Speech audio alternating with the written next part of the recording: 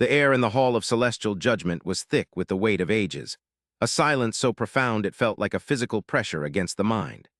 It was a space carved from the heart of a captured moon, its crystalline walls refracting the light of a distant nebula into 1,000 shivering specters of violet and gold. Suspended in the gravitational center of this immense cavern were the thrones of the blood and sky judges, obsidian platforms that drifted in perfect, silent orbits, each occupied by a figure of immense antiquity and power. They were the hegemony of spheres, the ultimate arbiters of galactic destiny, and for the first time in millennia, their perfect consensus was fractured. At the heart of their silent contemplation, projected in the vastness between them, was the image of a single alien vessel. It was a brutalist shard of metal, a thing of sharp angles and asymmetrical design that seemed to violate every principle of aesthetic grace and cosmic harmony that the hegemony held sacred. It hung motionless in the veil of solitude, a region of space they had declared inviolate, a sanctuary for nascent worlds to evolve without interference, and a graveyard for those civilizations they had judged unworthy. High Judge Kalen Vor, his form shrouded in robes that shimmered like captured night, felt a cold disquiet settle into the ancient marrow of his being. His throne, the highest in the orbital plane, gave him a commanding view of the lesser judges and the stark, offensive image of the human warship.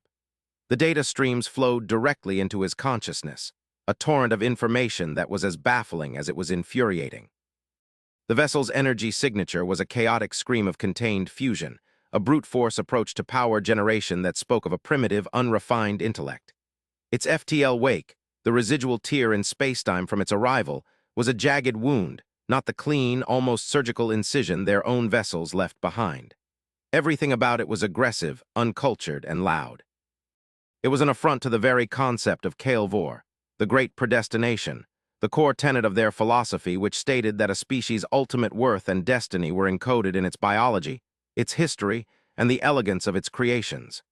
A species that built such a ship was a species that embraced discord. It has not moved in 3 rotations. Blood Marshal Zarthus's voice boomed through the hall, a gravelly pronouncement that lacked the usual resonant harmonics of their formal speech. His throne was edged in crimson, and his posture was rigid, a predator coiled to strike. It ignores our hails, it ignores our warnings, it sits in our sacred space as if daring us to act. I say we grant its unspoken wish. The blood fleet is mobilized. We can unmake it, atom by atom, before it has a chance to contaminate the veil further. The proposal hung in the air, a tempting and simple solution. The hegemony's power was absolute. They had judged and extinguished nascent empires for far lesser transgressions. A single primitive ship was not a threat. It was an irritant, a weed to be plucked from the cosmic garden. Yet something held Kalen Vor's ascent in check. It was the ship's stillness, its silence. A rabid animal would snarl and snap, but this creature simply watched. "Patience, Blood Marshal," a softer voice interjected. It belonged to Skyseer Lyra, her throne glowing with a faint silver light. She was the youngest of the judges, her mind gifted with an intuition that bordered on precognition. There is a pattern in its silence that we are not comprehending. Its energy core, for all its chaotic output, is stable to a degree our finest engineers find remarkable. It is not the signature of a runaway reaction, but of a power deliberately and perfectly contained, like a star held in a cage of will. Its silence is not ignorance, it is listening.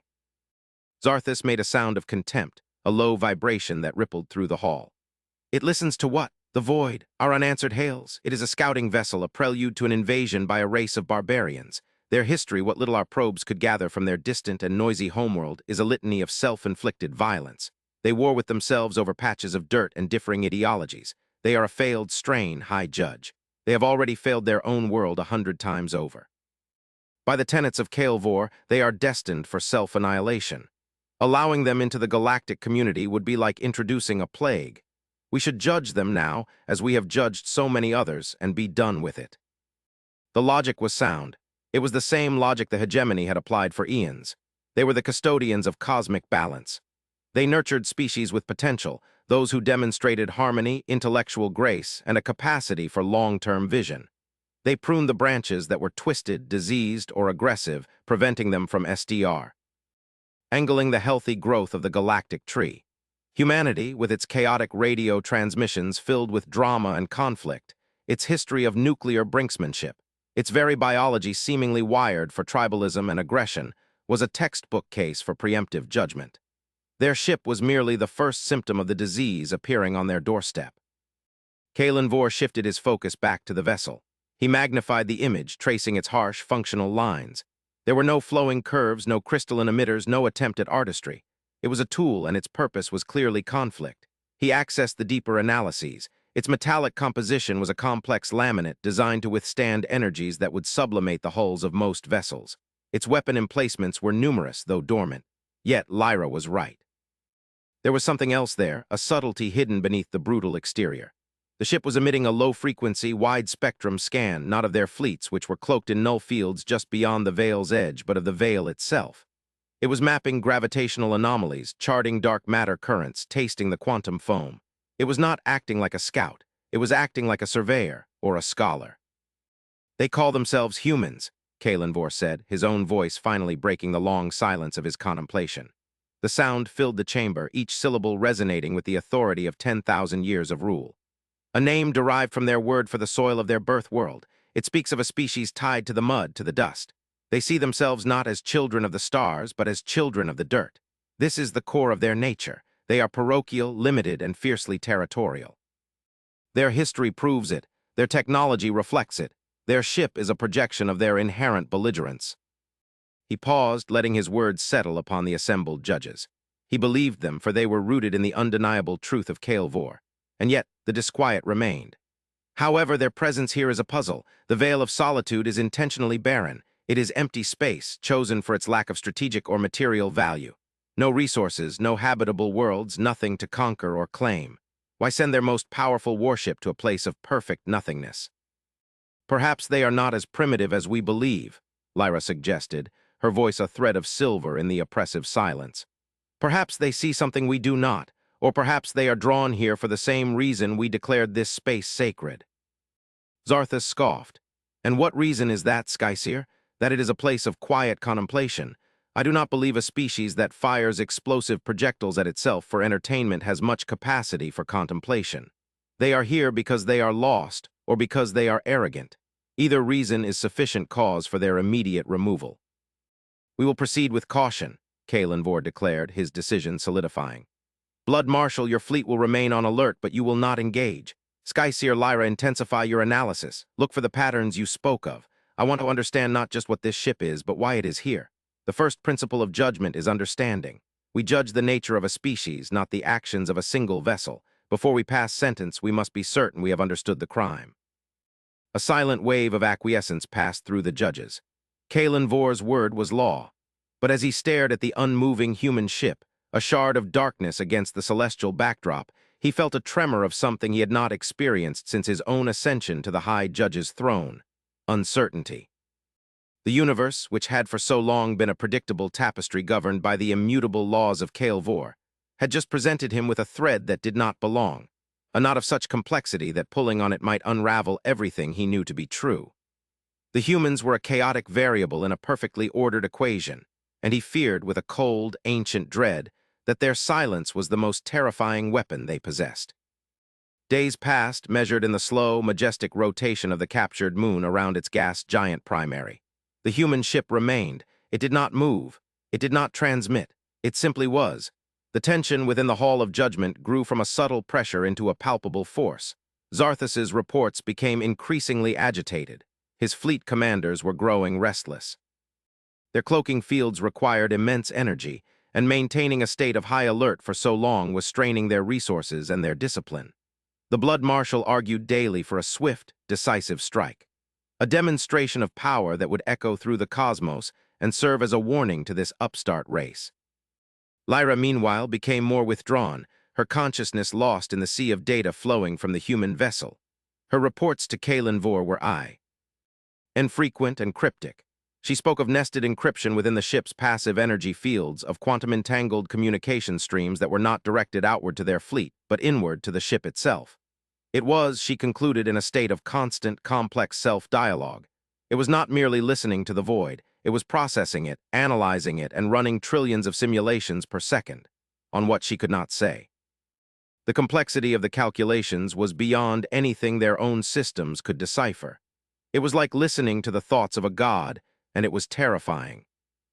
Kalen Vor found himself spending most of his time simply observing the alien ship. He had dismissed it at first as a crude instrument of war. Now he was not so sure. He began to see a different kind of aesthetic in its design, not the graceful curves of a living thing, but the uncompromising logic of a mathematical proof. Every angle, every plate of armor, every recessed emitter seemed to be placed with a terrifying degree of purpose. It was not a ship designed to be beautiful. It was a ship designed to endure. It was built to face forces that would shatter lesser vessels, to function in environments that would tear reality apart. It was the product of a species that did not expect the universe to be kind. They expected it to be hostile, and they had built their ship accordingly. It was a fortress, a bulwark against the darkness. This realization was profoundly disturbing. The hegemony saw the universe as a garden to be tended. Their ships were works of art, gliding through space on currents of manipulated gravity, their purpose to observe, to nurture, and when necessary, to cull. They were shepherds. This human ship, it was a wolf, but it was not hunting, it was standing guard. On the fifth rotation, something changed. A new energy signature bloomed from the vessel. It was not a weapon firing, nor a drive engaging. It was a tightly focused beam of communication, but on a frequency so archaic, so fundamentally basic, that it took their systems several moments to even recognize it as an attempt at contact. It was the carrier wave of primitive radio. "They are hailing us." Lyra's voice was filled with a strange awe. "They are using a method of communication 1,000,000 years old. It is the universal language of young civilizations, the first sound they make when they learn to speak to the stars." "A pathetic gesture," Zarthus countered, his impatience boiling over. "They have had days to witness our technological superiority from our passive scans. They must know we can communicate across dimensions. This is either an insult or a sign of their profound stupidity." Or, Kalen Vor said, his own thoughts racing, "it is a sign of respect. It is a gesture of humility. They are speaking to us not in the language of their advanced technology, which Lyra's findings suggest is considerable, but in a language they know we will understand without any possibility of misinterpretation. They are choosing clarity over complexity. Open the channel. Let us hear what the children of the mud have to say." The chamber fell silent once more. The raw audio signal was translated and amplified, the sound filling the vast hall. There was no booming pronouncement, no martial declaration, no ritualistic preamble. There was only a voice.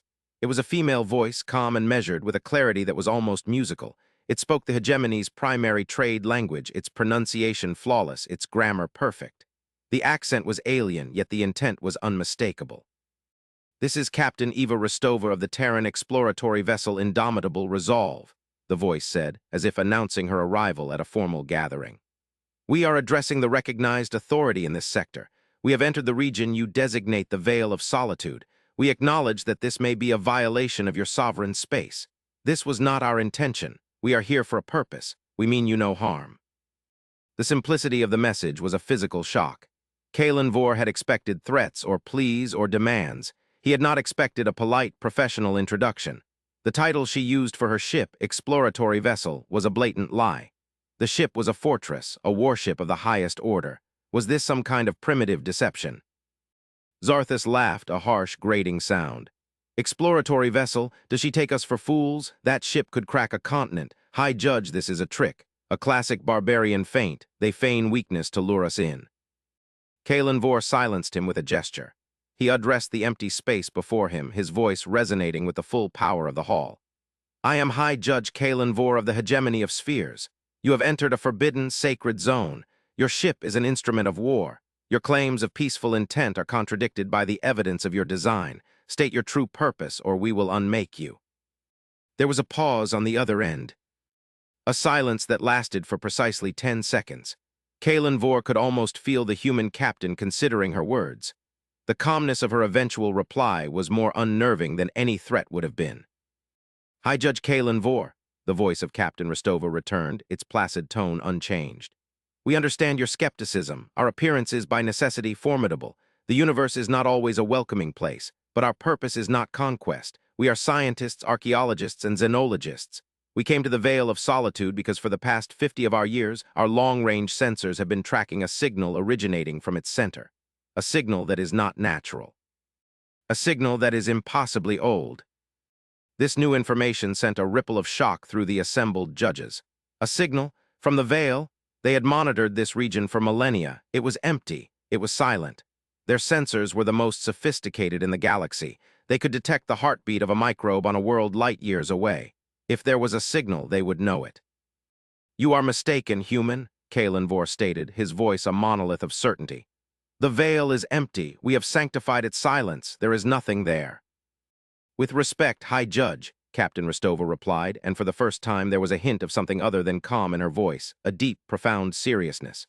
"Your sensors perceive the universe in a way that is different from ours. You ride the currents of space-time. We push through them. Our method is less elegant, but it allows us to see the echoes, the resonances left behind in the quantum foam. There is something here, a structure, a message. It is heavily distorted, cloaked by millennia of gravitational lensing and nested layers of dimensional noise. But it is there. We have come to listen." Skyseer Lyra's throne drifted forward. "High Judge," she whispered, her voice audible to all, "the complex calculations I detected, the ship's internal dialogue, they are running a decryption algorithm. They are trying to reconstruct a signal from background noise. The scale of the computation it is beyond our capacity." The implications of this were staggering. If the humans were telling the truth, then a single one of their ships possessed a computational power that exceeded the entire analytical network of the hegemony. And they were using it not to plan an attack, but to listen to a ghost. "This is preposterous," Zarthus growled, though his conviction was beginning to sound hollow. "A fantasy concocted to save their own hides. Let them present this signal. Show us the proof." "We can," Captain Rostova's voice answered immediately as if she had anticipated the demand. "But it is not something we can simply transmit. The signal is not just an auditory or electromagnetic phenomenon. It is written into the very fabric of spacetime here. To see it, you must look with the right kind of eyes. Our ship, the indomitable Resolve, is not just a vessel. It is a lens, a tool designed to resolve paradoxes. Allow us to give you a demonstration. We will recalibrate your own sensors for you. We only ask that you do not interpret our actions as hostile." Kalenvor stood at the precipice of a decision that could redefine his civilization. To trust these creatures, these chaotic, violent children of mud, went against every instinct, every tenet of his faith. To refuse them was to remain in ignorance, to deny the possibility that they, the great and wise judges of the galaxy, had been blind for millennia. The disquiet in his soul had blossomed into a full-blown crisis of certainty. His entire worldview rested on the hegemony's perfect understanding of the cosmos. If these humans could see something that he could not, then his understanding was a lie. He looked at the impassive, brutalist form of the human ship, the wolf standing guard. It was not guarding against them. It was guarding something in the veil, or perhaps it was standing guard for it. "Proceed, Captain Rostova," Kalenvor said, the words feeling alien on his tongue. The destiny of his people, the truth of their universe, now rested on the promise of a barbarian in a warship. "Show us what you see." A profound stillness descended upon the Hall of Judgment as the human ship began its work. There was no grand display of power, no blinding flash of light. Instead, the indomitable Resolve began to emit a low, resonant hum, a vibration that seemed to sink into the very structure of reality. On the main holographic display, the empty blackness of the Veil of Solitude remained unchanged. Yet the data streams flowing into the judge's consciousness began to shift, to transform. It was as if a new layer of sensory information was being overlaid onto their own, a symphony of data they had never known existed. Captain Rostova's voice returned, no longer a disembodied transmission but a guide, her calm tones walking them through the impossible.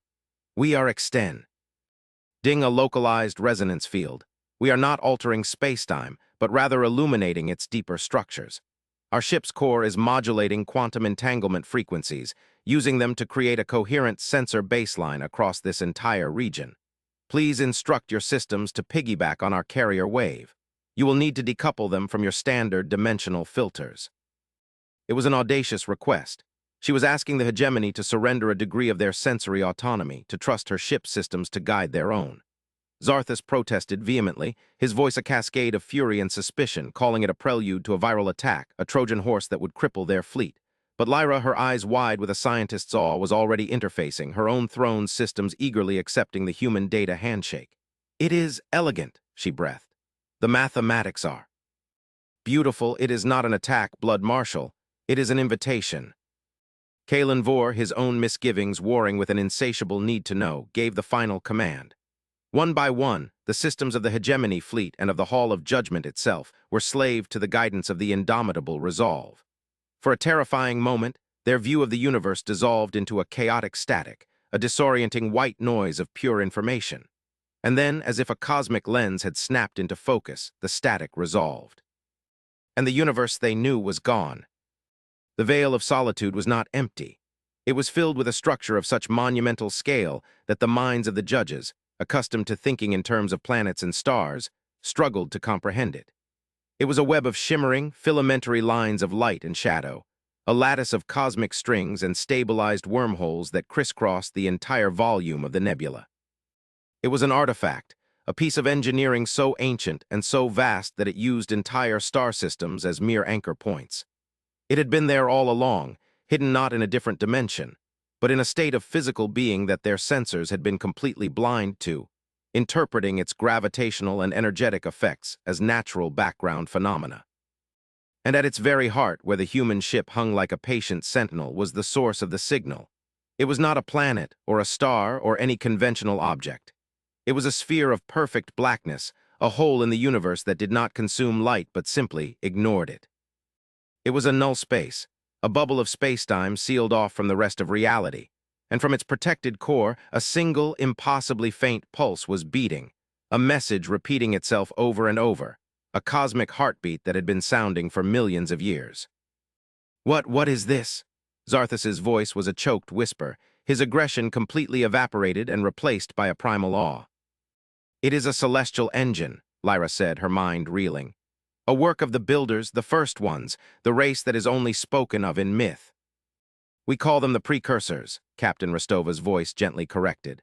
Our legends are full of them too. It seems we are not so different. This structure, this network, we believe it is a shield, a quarantine, and the object at its center is a beacon, a library, or a tomb. Kalen Vor could not speak. He could only watch. His entire life, the entire philosophy of his people, was built on the foundation that they were the inheritors of the galaxy, the most advanced and enlightened race to have ever risen. But this was the work of gods. They had been living in the shadow of a mountain, believing it to be the sky. And these humans, these children of mud, had not only seen the mountain, they had come with the tools to map its slopes. The signal, Kalen Vor finally managed to say, his voice thin and frail. The message, what does it say?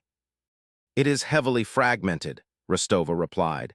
It has been degrading for eons. We have only been able to piece together fragments. It is not a message of greeting, nor a map of treasure. It is a warning. The indomitable resolve focused its power. The human ship, which they had mistaken for a mere instrument of barbaric warfare, revealed its true nature. It was not a battleship. It was a key designed to unlock the oldest secret in the galaxy. Plates shifted on its hull, emitters glowing with energies the hegemony had never conceived of. The ship was transforming, its brutalist angles unfolding into a complex array of antennas and lenses, turning the entire vessel into a single, massive sensory instrument. It channeled its ferocious, chaotic power core into a single, coherent beam of analytical energy, pouring it into the null sphere. On the main display, the fragmented message began to assemble itself. It was not in any language known to them, but was composed of pure mathematical concepts, universal constants, and visual representations of galactic mechanics. It was a language that any intelligent species, upon reaching a certain level of scientific understanding, would be able to comprehend. It was a message for the inheritors. The message told a story of a civilization that had transcended biology, that had mastered the fabric of reality itself. They had built wonders that dwarfed the imagination, but they had encountered something in the deep, dark void between galaxies, a force, an entity or a phenomenon that was antithetical to life and consciousness. It did not conquer, it did not communicate, it simply erased. It was a wave of pure entropy, a silence that consumed stars and civilizations alike, leaving nothing behind but a cold, sterile void. They called it the Great Silence, the silence between the stars. This civilization, the precursors, had fought it. They had built this great shield, this veil, not to protect the nascent life within this galactic arm, but to hide it. They had sealed themselves inside the beacon, a final, desperate act of preservation, leaving behind only this repeating warning, a final testament to their existence, a plea to those who would come after. Do not broadcast your presence. Do not reach for the stars beyond this shore. The silence is listening. The final piece of the message slotted into place, and the full weight of its meaning crashed down upon the hall of celestial judgment. The hegemony's entire history, their grand purpose as judges of life, had been a charade. They were not guardians. They were children playing in a walled garden, blissfully unaware of the hungry darkness that paced just outside. Their belief in their own supremacy, their philosophy of Kael'vor, was the arrogant delusion of the ignorant. They had been judging the worthiness of ants, while a titan slept at their gate. A profound, crushing silence filled the hall. The thrones of the judges drifted, their occupants lost in the enormity of the revelation. Zarthus, the great blood marshal, looked small and frail, his entire martial existence rendered meaningless. What was his fleet against a force that consumed galaxies? Lyra wept silently, tears of shimmering light tracing paths down her ethereal form, mourning for a universe she never knew was so terrifyingly fragile. But Kael'vor felt something else. The shattering of his faith, the collapse of his worldview, was a pain unlike any he had ever known. Yet in its place, something new was taking root. It was not despair. It was clarity, a terrifying, cold, and absolute clarity. He looked at the image of the human ship, the indomitable resolve. He finally understood its design. He understood its purpose. It was not built to fight other ships. It was not designed for conquest. It was built to survive the unsurvivable. It was the product of a species that had looked into the darkness of their own nature, at their own capacity for self-destruction, and had learned to stare it down. They had built a vessel capable of sailing into the heart of a storm and holding its ground. They had come to the Veil not with arrogance, but with a deep-seated, hard-won wisdom that the hegemony, in all its millennia of peaceful contemplation, had never been forced to learn. They knew the universe was dangerous, because they had first learned how dangerous they were to themselves. "Captain Rostova," Kael'vor said, his voice no longer that of a high judge, but of an equal. You knew what you would find here." "We had a theory," the human captain replied, her voice still impossibly calm, yet now imbued with a shared gravity. "Our species has a concept we call the Great Filter, the idea that somewhere between the origin of life and galactic colonization, there is a barrier that no species seems to overcome. We have always feared it was ahead of us. We now believe our entire galaxy has been living behind one. This shield, this veil, has been our filter protecting us. But shields do not last forever. The message beacon has been degrading. The shield itself is showing signs of decay." As she spoke, the human ship projected another layer of data onto their display. It showed faint, almost imperceptible breaches in the vast precursor network, tiny holes where the fabric of the shield was thinning. And through those holes, trickling in from the intergalactic void, was nothing. A perfect, absolute void that was colder and darker than any natural space should be. The silence was seeping in. "Why did you come to us?" Kael'vor asked, the most important question of all. "Why reveal this? You could have taken this knowledge and prepared your own people in secret." "Because the message was not just a warning," Rostova said. "It was also a plea. The precursors did not believe they could stop the silence, but they believed that what came after them, the combined voices of all the civilizations that would rise in their wake, might. The final fragment of their message, the part that is most degraded, is a set of equations, a theoretical blueprint, not for a weapon to destroy the silence, but for a tool to reinforce reality against it, to strengthen the walls of the garden. The mathematics are beyond our ability to solve alone. We require new perspectives, new modes of thought. We came here not as conquerors, but as petitioners. We came seeking allies." The word hung in the vast chamber. Allies. For 10,000 years, the hegemony had known only subjects, pupils, and failures to be culled. They had never once conceived of an equal, let alone a partner. The humans were not barbarians to be judged. They were the first neighbors they had ever truly met, and they had arrived bearing a truth that would either unite them or see them all annihilated. Kael'vor looked around at the other judges. He saw the shock and fear in their eyes, but he also saw the dawning of the same realization he was feeling. The age of judgment was over. The age of survival was about to begin. The philosophy of Kael'vor of great predestination was dead. A species' worth was not written in its past, in its biology, or in the elegance of its ships. It was written in the choices it made when faced with the ultimate darkness. It was about potential. A concept he had dismissed as a human sentimentality, but which he now saw was the only truth that mattered. He turned his attention back to the holographic display, to the brutal, beautiful, indomitable ship, and the calm, logical, ethical voice that emanated from it. They were not children of the mud. They were the children who had learned to look up from the mud and see the storm gathering on the horizon, while his own people had been content to gaze at the reflection of the stars in a puddle, believing it to be the whole of the universe. "Blood Marshal Zarthus," Kalenvor commanded, his voice now imbued with a new kind of authority, one born not of ancient tradition but of immediate, terrifying purpose. "Decloak your fleet. Stand down from alert. Send a formal escort to the human vessel and invite Captain Rostova and her command staff to this hall.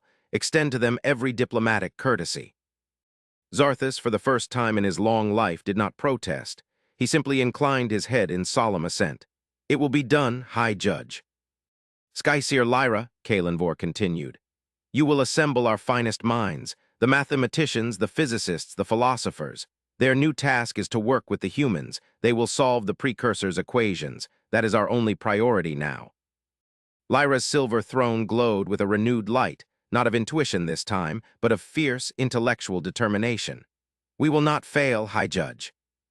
Finally, Kalenvor addressed the human captain himself, his voice echoing through the cosmos, no longer a judge passing sentence, but a leader facing a shared dawn.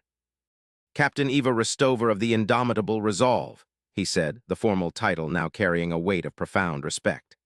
"The hegemony of spheres accepts your petition. The veil of solitude is no longer a forbidden space. It is now the front line in a war we did not know we were fighting. Your people have defied our judgment, not with weapons or with anger, but with truth. You have shown us that the greatest measure of a species is not its adherence to destiny, but its courage to forge a new one in the face of oblivion. We have much to discuss. We have much to learn from each other. Welcome to the galaxy." A long silence followed, and then the calm, unwavering voice of the human captain returned, sealing their new reality with a simple, powerful acknowledgement. "We are glad to be here, High Judge. We have work to do." In the Hall of Celestial Judgment, the image of the human warship remained, but it was no longer an object of fear or contempt. It was a symbol of hope, a stark, angular promise that even in the face of an encroaching, silent end, consciousness would not go quietly. It would build fortresses, it would seek allies, and it would stand, indomitable and resolved, against the dying of the light. Kalenvor watched it, his ancient heart filled with a terrible, beautiful purpose, and for the first time he felt that the future was not something to be judged, but something to be built together. The silence was coming, but now the galaxy would have a voice to answer it.